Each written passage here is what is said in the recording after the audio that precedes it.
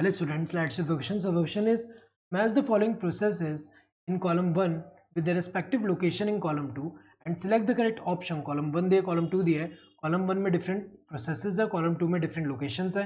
Match करके बताना है कि कौन सा प्रोसेस कौन से लोकेशन में होता है, उसके अकॉर्डिंग कौन सा ऑप्शन में करेक्ट मैच है.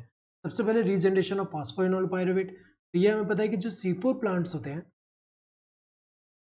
ये जो C4 प्लांट्स हैं, इनमें अगर हम देखें, इनमें जो दो टाइप के सेल इन्वॉल्व है फोटोसिंथेसिस में, मेसोफिल सेल एंड दूसरा कौन सा, बंडल शीथ सेल.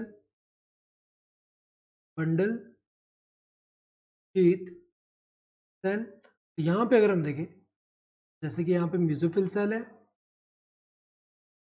और यहाँ पे कौन सा है,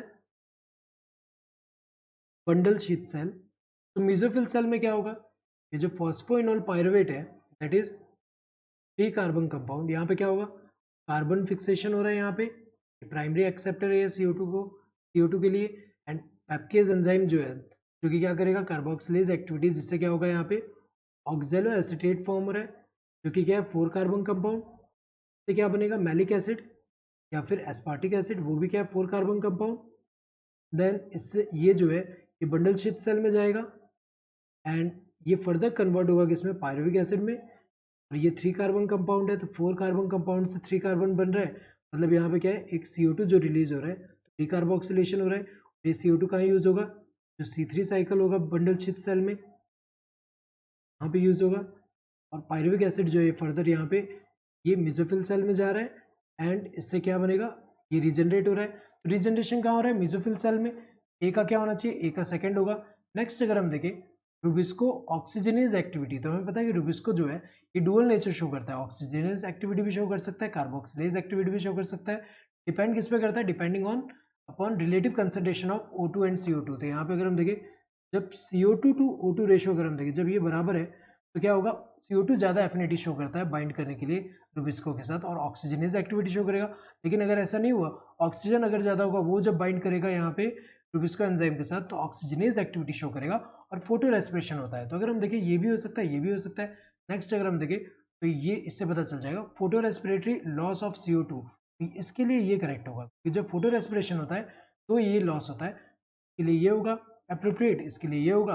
और हमें पता है कि क्या होगा, यहाँ पे जब रुबिस्को एंजाइम जो है, रुबिस्को एंजाइम ऑक्सीजनेज एक्टिविटी जब शो करेगा, ये जब ऑक्सीजनेज एक्टिविटी शो करेगा तो क्या होगा, ये जो RUBP है दैट इज 5 कार्बन कंपाउंड, यहाँ पे क्या होगा कि ये जो है यहाँ पे ऑक्सीजन जो है ये बाइंड करेगा रुबिस्को एंजाइम के साथ. और क्या होगा, यहाँ फॉर्म क्या होगा, एक तो 3 फॉस्फोग्लिसरेट एंड ये क्या है 3 कार्बन कंपाउंड, और दूसरा जो है फॉस्फोग्लाइकोलेट,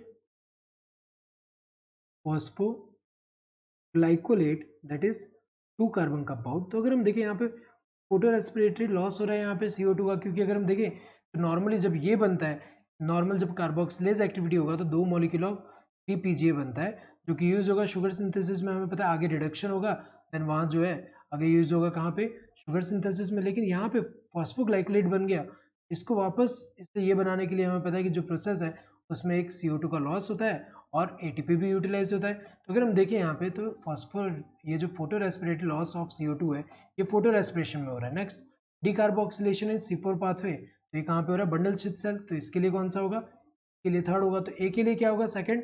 इन दोनों में दिया, यहाँ थर्ड है तो गलत है, यहाँ फोर्थ है तो गलत है.